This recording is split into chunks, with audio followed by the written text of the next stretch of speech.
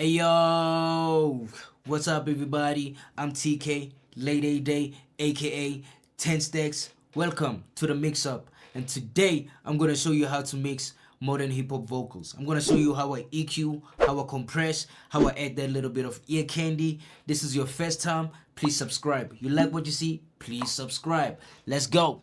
I hope everybody's safe, yo, during these crazy times, this COVID out there, wear your mask. Actually, I just wanted to show you how to get professional vocals in your own bedroom studio. I know a lot of people can't afford this big ass professional multi-million-dollar studios, so I was like, you know what? Let me just do this video. And after this, I promise you, I promise you, and I know that you won't sound like a professional award-winning artist. Let's go. We live. The song I'm gonna be working off is the song I'm gonna be working on is from Benchmark. Title of the song is GQ. I'm gonna be working on Jody Benchmark's vocals, and the beat is produced by Iceman Beats. So let go. Bless you. I'm probably gon' die ballin'. I'm all in, not a job, it's a calling. Page me, happy I do this on a daily. Water sign, always got the flows with me wavy. I've been on the flows, I'm the Navy. Like bars, nigga, clickbait, pay me. I am more. Yep. So the first thing I did was to use a trim plugin because the vocals were clipping. So I removed -2 decibels. I think every DAW has a trim plugin, but in Pro Tools we call it trim. I think in Cubase, what do we call it in Cubase? I've got no idea. This is the this plugin, I use it everywhere, by Slate Digital, the virtual channel. This is to add harmonics, that analog feel in digital, in a digital space. Yeah, I'm not even pushing it that much. To give me that little bit of saturation on the vocals. That's what I do. The first plugin I use is an EQ. So one thing I did was roll off everything under 100 hertz, because I don't want that rumbleness and whatnot. So yeah, that those frequency down there, I don't want it. And this is where the muddiness lives now. So I had to attenuate it by -1 to, let's say, 2 decibels. So I had to remove the muddiness to make the vocal pop out.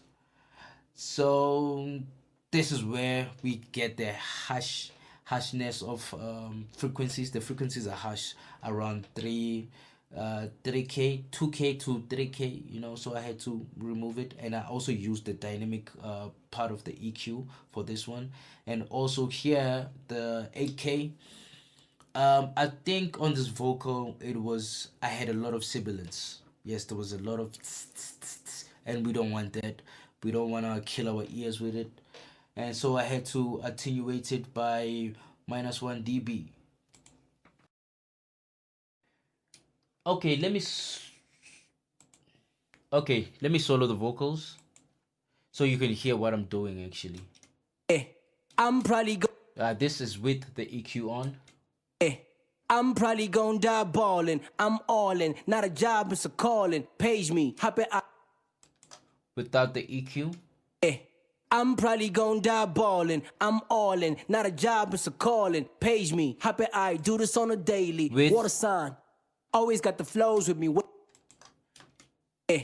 I'm probably gon' die ballin'. I'm all in, not a. You can hear the difference, like with the EQ on, the vocals that pop in front of you, and then without the EQ, the vocals, they sound a little bit muddy, and there's a little bit of harshness also.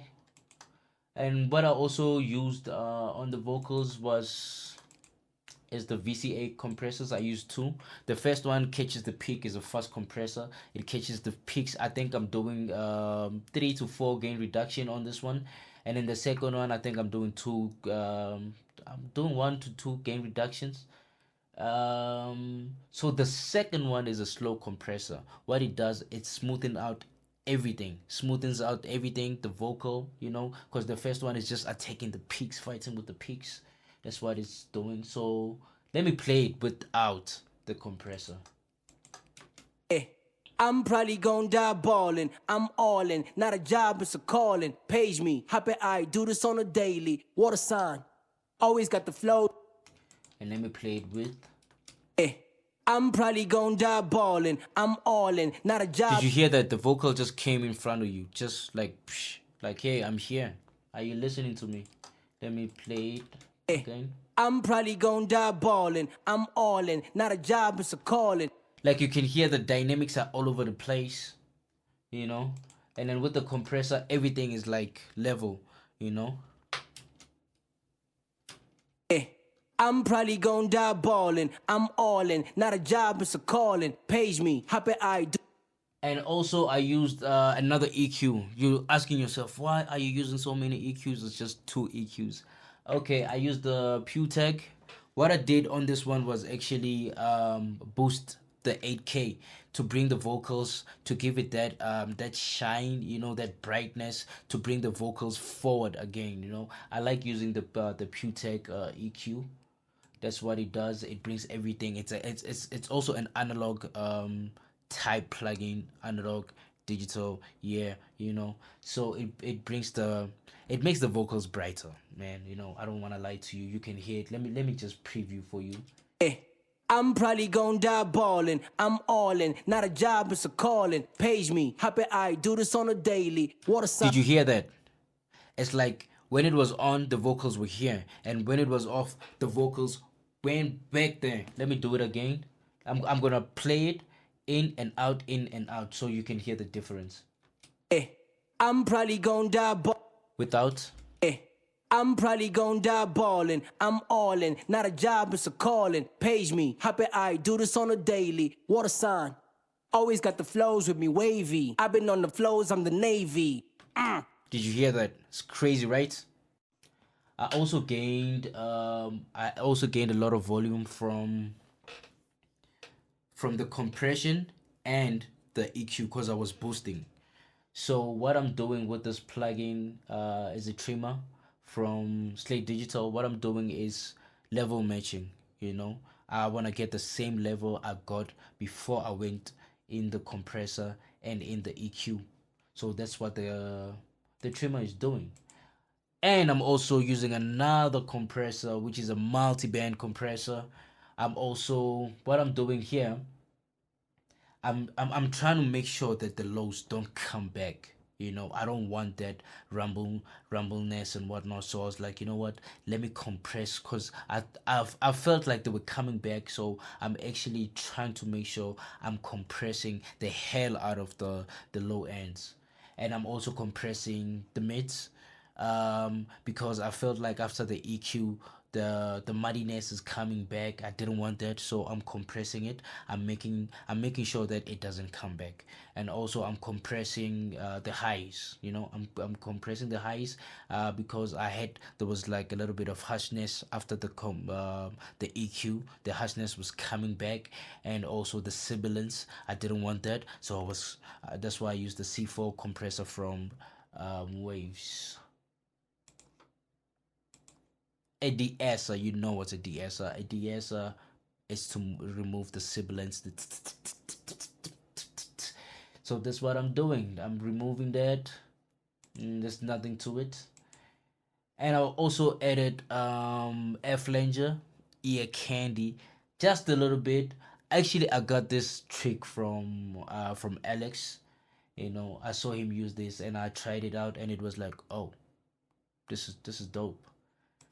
Ensemble, I'm also using that for the ear candy, to just add there a little bit of that, you know, not too much though.